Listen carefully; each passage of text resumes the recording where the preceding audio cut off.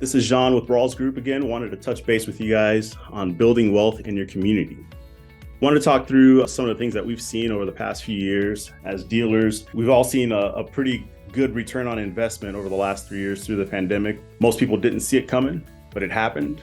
We took advantage of it. Good for everyone that was able to do that and increase the return. We've seen net profit sales anywhere from 5 to 8% on the charts, which is record breaking for most. However, many of you have questions as to what do I do with that, especially in the minority community. So I'd like to talk about identifying your rising stars, your ability to look through the lens or look through the landscape of your people, all the way down from your lot porters, your sales team, your service advisors, identifying some key people who potentially would have capability and capacity as your next gen future leaders, providing them the training to develop their talent to fit the potential future positions that you may have available. Many of you are aspiring for growth, and eventually you'll have a need for a CFO, a COO, platform directors. Those are all critical positions that eventually you'll need to fill, and there's no better opportunity than to do that with the people that you have currently in your culture, in your stores, at your retail locations, right? Beyond that, the other point that I'd like to add to that is your ability to retain. We've all heard the theory of fire fast, promote faster, but you also want to retain even faster. The purpose of that is that we have the ability to train our people,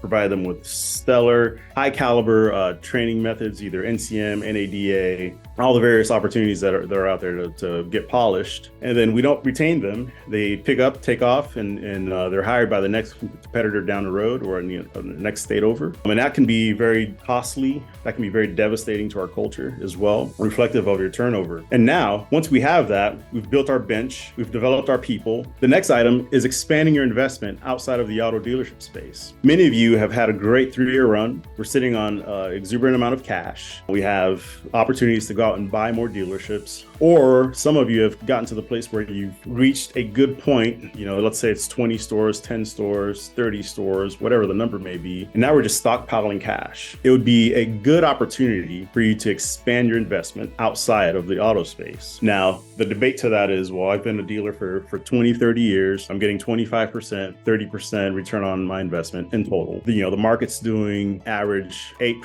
6%, whatever it may be, or it's taking a bloodbath right now. I'm not putting my money in the market, and that's all understandable. It's based on everyone's subjective tolerance to the market and what they perceive as a good return on their investment. There are plenty of opportunities though. We've seen our clients go outside of their comfort area and invest into car washes, invest into real estate syndications, or their own independent real estate projects. Those are all opportunities. And we have plenty of vendors, our allied partners, who can help you define and develop a plan to invest outside of the dealer space. And finally, philanthropy work in your community via either donor advised fund or family foundations is another good avenue where you can actually provide sustainability and create opportunities in your community as a minority. What does that look like?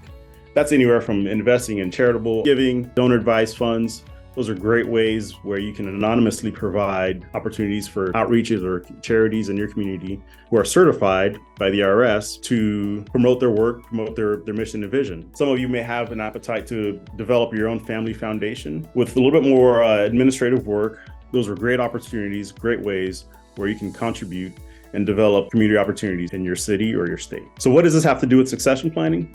Succession planning will provide you with an opportunity to first identify your rising stars, develop a financial plan within that where you can promote, develop, and train your people as we perpetuate them to the next gen of leaders and managers. Also, as far as in reinvesting cash, we'll have the opportunity to help you identify what you need to secure outside of your business and what you need to live on without putting risk or weight on your business to provide for you, with an optional plan to reinvest into the other options outside of the business. And then finally, our team would also help you develop donor advised funds, create your family foundations, and develop confirmed initiatives that you and your family would like to partake. So again, building minority wealth in your communities is critical to your success. It is critical to your community, and it is also very important to your team members and your managers.